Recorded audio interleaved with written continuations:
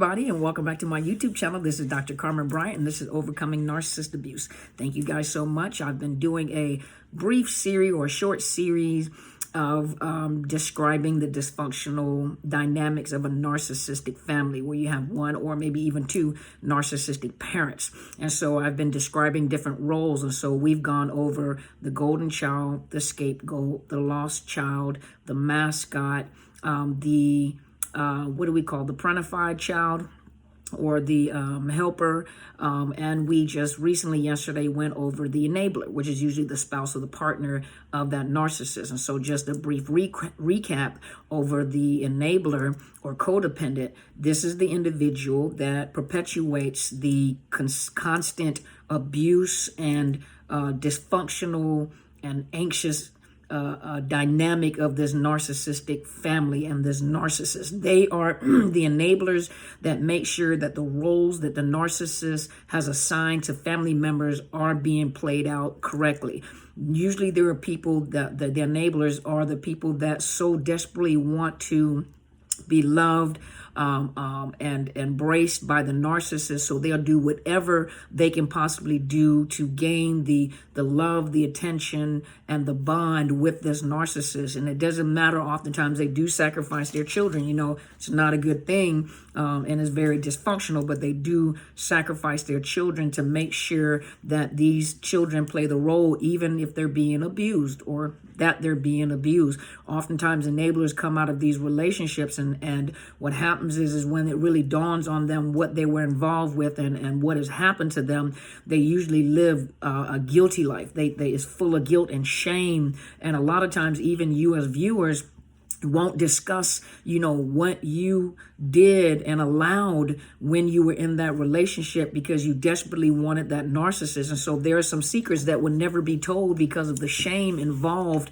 with what was happening when you were involved in that relationship as an enabler. And so today I wanted to talk about the infamous flying monkeys. Where did the term come from? The term was adopted in popular psychology. It's not something you're going to find in books or in college, but it's a term that was adopted from the Wizard of Oz, the monkeys, and especially dealing with narcissistic families or narcissistic abuse when describing different roles. Flying monkeys, if you watch the Wizard of Oz, were the henchmen to the Wicked Witch. And they did all the dirty work. So this is a lot of times where you find gang stalking, because these people are the henchmen or the flying monkeys that support and are enablers of that narcissist.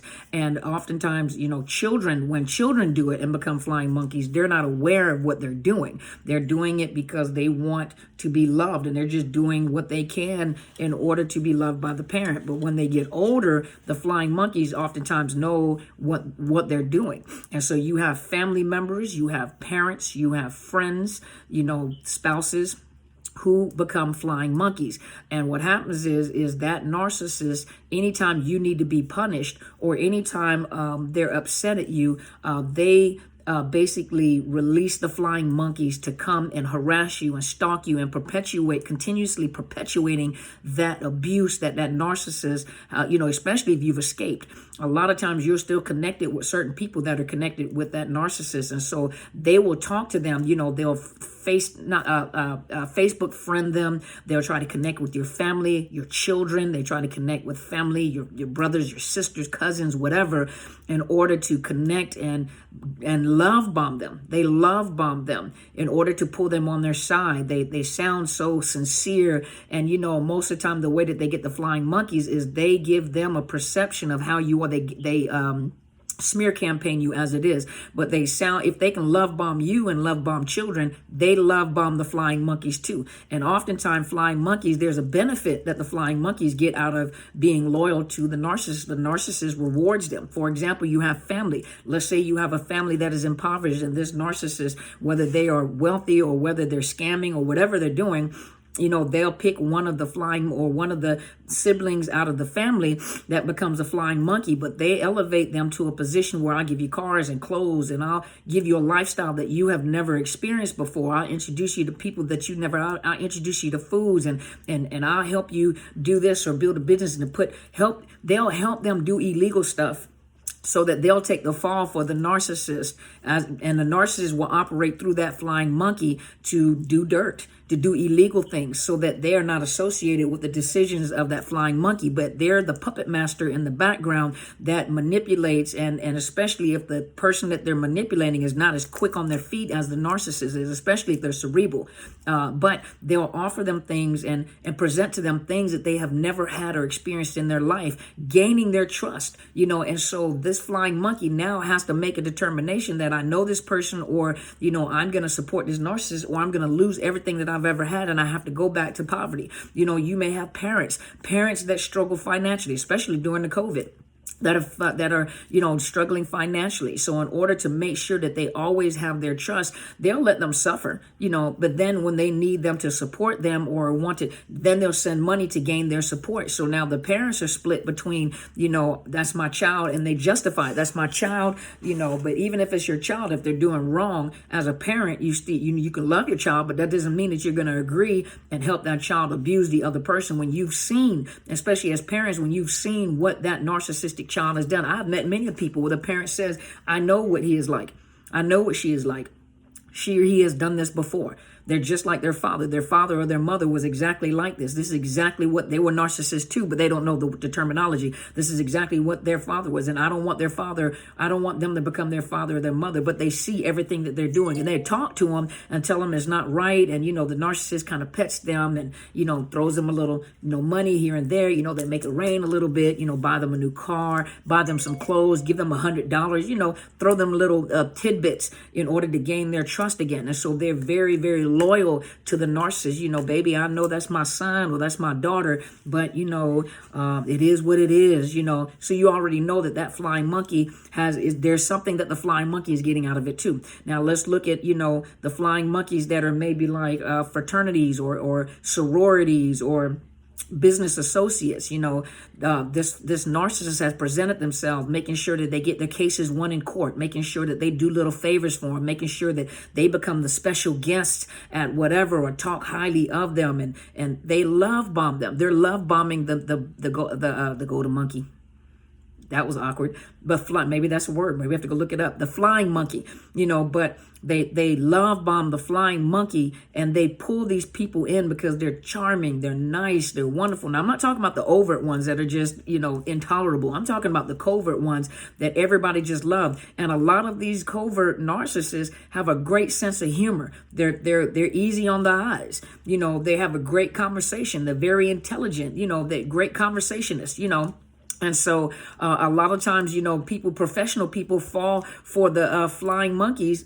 Fall for the narcissist because of the fact that, you guys have to excuse me, I was trying to turn my computer back on. I got distracted. But, they fall for these flying monkeys because of the fact that, they're so charming. They do so much. They've done so. They'll come and bring food for the family, yet their families don't have food. They'll make sure that, during the COVID, that other families or the people that they're trying to pull in on their side, they may be trying to pull in people that have political influence. They may be trying to pull in people that have legal influence. They may be trying to pull in people that have some type. Every flying monkey that the narcissist has benefits them some kind of way. But also the flying monkeys stay loyal because they benefit from the narcissist resources as well. So the narcissist will throw tidbits at them. At the same time, they're able to provide them with legal advice. They're able to boost their ego. They're the cheerleaders, the henchmen. And so they'll do whatever they can, like bodyguards. I remember the narcissist that I was with. Believe it or not, the narcissist does not have respect for people they can manipulate. Narcissists do not have respect for the flying monkeys. And the one that I was with said he called them flunkies. He called the flying monkeys, everyone that was easily manipulated, and the flying monkeys, and they dealt with a lot of people that was impoverished, that never had anything nice, bring around nice cars that they can drive. You can drive my car, or take them out somewhere to eat where they've never eaten before, restaurants that they can't afford, feed them, make them feel important, let them ride around with them, and be seen with them because, they think they're celebrities. but he called them flunkies.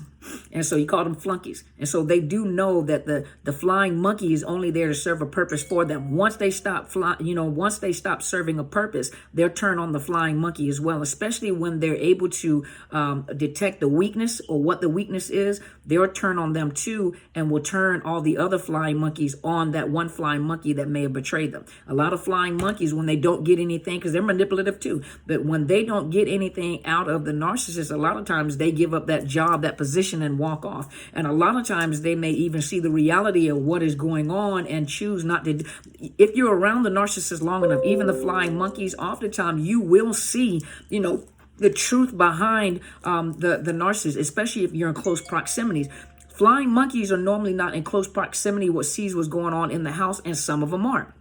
And a lot of them still support that flying monkey at all costs. That's a nice guy. That's a wonderful young lady. And I can't believe that you would say something like that about that narcissist, because you're brainwashed just like the rest of the people that have ever gotten involved. So this is a flying monkey for you. And the sad part about it, I've seen young women who have been through abuse by their fathers. And this just happened to be some of the conversations I've had. Have been severely abused by the father and knows all the ins and outs. Well, the story that was told to the flying monkeys, who all of them had kind of common attachments, common friends, and the story that was told to the friends, was that the family, it was a negative conversation about the family, about the spouse, whatever, until they actually had a conversation with the daughter.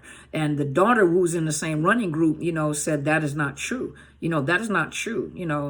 That person was married and was pretending to be married to someone else. That person, that's not true. That's a lie. This is that. So all the lies and this image that narcissist had built for some of the flying monkeys, it broke that image. And the first thing they said is, I have lost a lot of respect for that individual. I had respect, but I didn't. One happened to be a close flying monkey who actually argued with the friends of the daughter that's a lie. I've known this person, since we were wherever, and that's a lie. That's a lie that's being told, and that person was never abusive. And the first thing they said is, how do you know? You weren't living in the household. How do you know that? And that's a lie. Flying monkey. They had been taken into a position, and the person that was the flying monkey was a junior subordinate to the narcissist. The narcissist was in a senior position, and so that narcissist actually was senior to the subordinate and made the subordinate feel equal to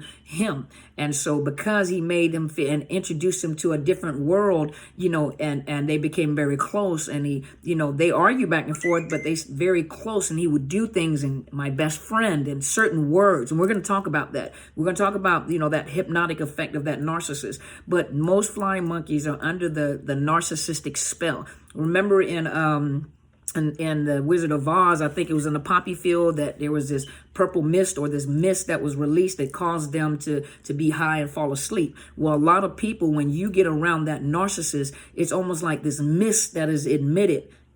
There we go. There's this mist, this narcissistic fog, this narcissistic mist that is emitted to a point where it's almost like you don't have rational decision-making skills. Like, most of you guys talk about being in this fog and doing things that is just out of character for you. They have that ability. They're the puppet master. They release this mist to it's almost like a confusion. It puts you to sleep mentally, and it's almost like you're operating just as like a robot, and so these narcissists have that type of effect, and these are what narcissists were the flying monkeys are. So hopefully this has helped you today. Thank you so much for being here. I have to go because I just had some clients log in, and so I got to go. Thank you guys so much for all your support. Hey, make sure you guys stay tuned. There's a conference coming up on August 29th. As soon as I get more information, I will let you know, and I will post it. Hopefully you guys will be able to attend and be there for the conference. I will be one of the panelists.